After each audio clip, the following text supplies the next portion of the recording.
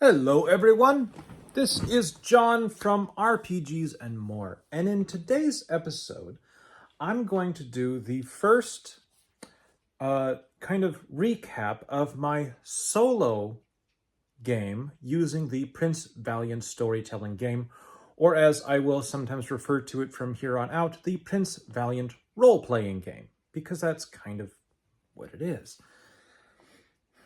What I've done here is I have been playing the game in this notebook slowly, piece by piece, over the past several days. I've kind of been filling out the first scene. And in order to aid me in that, I have mostly been using the Mythic GM emulator, which has a second edition out. I have a copy of the second edition, but I haven't quite finished reading it yet, and so I'm just using this one for right now. Excuse me. I'm a big fan of Me, Myself, and Die by Trevor Duvall.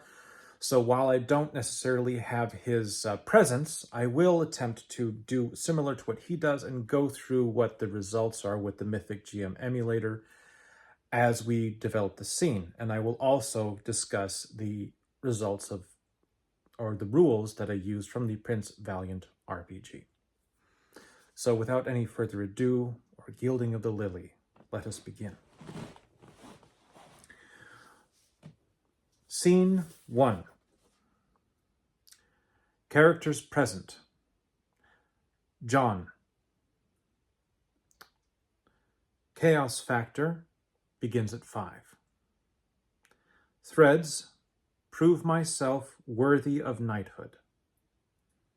Event focus. NPC action. Arrival and exterior factors. First question. Is it a sunny day? Average. Result 43. Yes. Second question. Is it autumn? 50-50. Rolled a 30. Yes.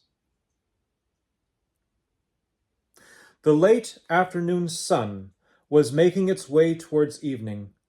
The guards patrolling the top of the palisade wall of Hawkhearth Castle pointed the rider out to each other as the workers filed through the gate. The light glinted off of their nasal helms and mail that shone beneath their orange and yellow tabards. John rode forward towards the outer walls of the village that surrounded Hawkhearth Castle. He gazed upon the partially built stone wall surrounding the outer wooden palisade. As the last of the workers passed through the gates, the man-at-arms standing by the gate looked up at him. "Whoa, stranger! What brings you to this place?" The man raised his hand, signaling John to stop.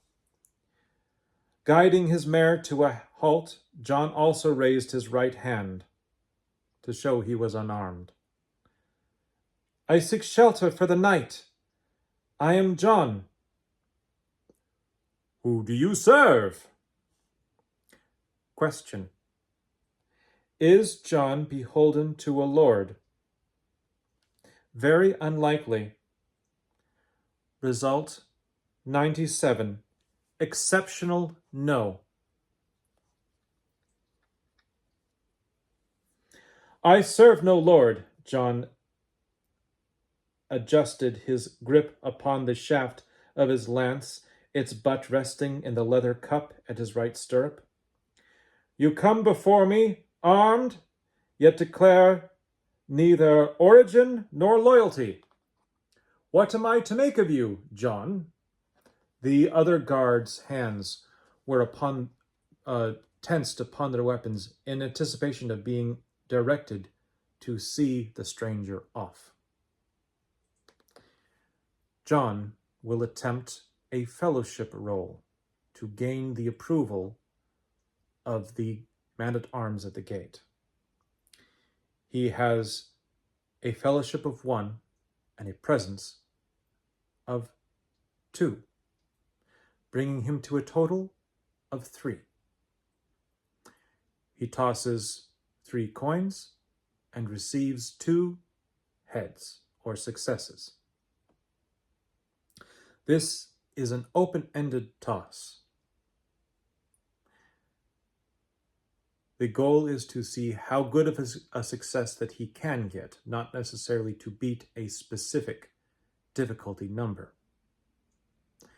In this case, with 2 successes, he has gotten the easy answer, but not the normal answer, which that tells me that he has achieved the most basic of his aims, but not everything that he was looking for. Resuming. "I have faith in the peace of Arthur," John began, "and while I am but the son of a farmer, I seek an opportunity to prove my worth to the Baron." The man-at-arms was unmoved by his declaration. "You may have the peace of Arthur, John Farmer, but I doubt that her ladyship will have use for callow youths. Stay at the Blue Ship public house. Andrew Peck will see to you. Be sure that you don't break the peace of Arthur. We won't have mercy." With that, the man stood aside, as did the other guards, and John entered the village that surrounded the castle. Scene ends. Characters. We have now met a man-at-arms. I have gone through my book of names and decided to take a name from the Cornish listing, as in my mind, this story begins in Cornwall. The name I have gone with for the man-at-arms is Vark Yestenok. Vark, son of Yesten. Another name that we now know is Andrew Peck, although we have not yet met Andrew. We know of him from the Building the Sandbox series. Threads. Becoming a knight remains a thread, but now also we have added join the Baron's service, a task which may prove more difficult than John has anticipated up to this point. Chaos factor. Despite not getting the warm welcome that he had desired, John did more or less remain in control of the situation, so the chaos factor has lowered from a 5 to a 4. And that brings us to the end of this scene. And on the next episode, we will begin the next scene,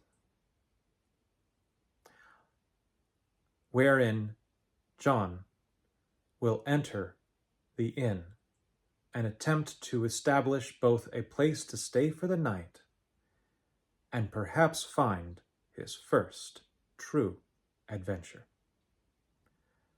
Thank you all for joining me this evening. I hope you all have a wonderful day, and peace be with you. Bye-bye now.